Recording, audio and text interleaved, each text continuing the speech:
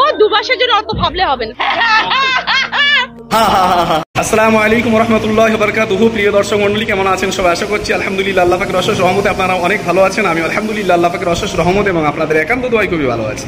So বন্ধুরা, 2024-এর লোকসভা নির্বাচন সামনের দিকে আগিয়ে আসছে এবং চতুর্দিকে নির্বাচনী প্রচার প্রসার ব্যাপকভাবে চলছে এবং এক একজন মানুষের স্টাইল এক এক রকম। তো আজকে মাননীয়া রচনা ব্যানার্জি, যিনি আমাদের বাংলার জন্য একজন মুখপাত্র হয়ে বাংলার হয়ে কথা বলার জন্য তিনি সংসদের একটা প্রার্থী হয়েছেন এবং এমপির একটা টিকিট তিনি গ্রহণ করেছেন। গ্রহণ করার পরে তাঁর কিছু কিছু বক্তব্য, সেই বক্তব্যের মাঝখান দিয়ে সবথেকে ফেমাস যেটা সোশ্যাল মিডিয়া খুললে, ফেসবুক খুললেই চতুর্দিকে ভাইরাল হচ্ছে হা হা হা হা এরকম একটা হাসি। তো ওই হাসিটা পরে দেখাবো, কিন্তু তারপরে আরো দুটো একটা কথাবার্তা রয়েছে। কি বলছে দেখুন একবার। গরম লাগছে ঠিকই, বাট ওই আর কি, খাওয়া দাওয়া ঠিকঠাক করছি, একটু ফল টল খাচ্ছি, একটু ডাবের জল খাচ্ছি, সেভাবে। ওদের মধ্যে প্রচুর প্রচার করছেন। ও 2 মাসের জন্য অত ভাবলে হবে না, 2 মাস পরে আবার সব যত্ন নেব। তো বন্ধুরা দেখুন কথাবার্তাগুলো শোনার পরে আপনারা চিন্তা ভাবনা করবেন এই ধরনের মানুষকে আপনারা এমপি বানিয়ে বাংলার জন্য কথা বলার জন্য আপনারা পার্লামেন্টে পাঠাবেন কিনা। আমি বিরোধিতা করছি না তৃণমূল কংগ্রেসের, কিন্তু এই ধরনের প্রার্থী কে করে ভাই? একটু দেখুন কথাবার্তাগুলো। ও 2 মাসের জন্য অত ভাবলে হবে না, 2 মাস পরে আবার সব যত্ন নেব।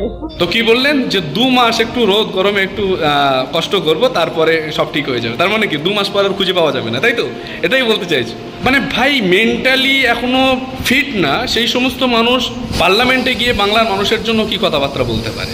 এবারে একটু হাসিটা দেখুন। মানে এত রৌদ্র গরমে আপনারা কি খাবেন সেই কথাটা বলে দিচ্ছেন। দেখুন আমাদের মাননীয়া রচনা ব্যানার্জি। কি খাবেন? তো গরমে সব থেকে আগে দই খাবে। দই? দই? তাহলে আপনারা কি শুনলেন যে যদি অতিরিক্ত গরম পড়ে যায় তাহলে আপনারা একটু দই খাবেন। দই খাওয়ার পরে কি করবেন? হা হা হা হা একটু হেসে নেবেন। মানে আমি একটা কথাই বলতে চাই যে পলিটিক্যাল সায়েন্স সাবজেক্টটা কেন পড়ানো হয়? সাবজেক্টটা পড়ানো হয় এই জন্য যে পলিটিক্স সম্পর্কে মানুষ যেন সঠিক তথ্যটা জানে। তো পলিটিক্স সম্পর্কে যখন মানুষ সঠিক তথ্যটা জানবে তাহলে তার উপরে পরীক্ষা নেওয়ার পরে আমার মনে হয় এমএলএ এমপি টিকিটগুলো বিতরণ করা দরকার।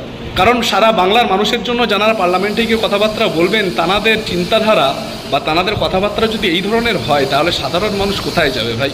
তো বন্ধুরা, আজকের ভিডিওটা এই পর্যন্ত। দেখা হচ্ছে আগামী ভিডিওতে। সকলে সুস্থ থাকুন, ভালো থাকুন। আসসালামু আলাইকুম রহমতুল্লাহ।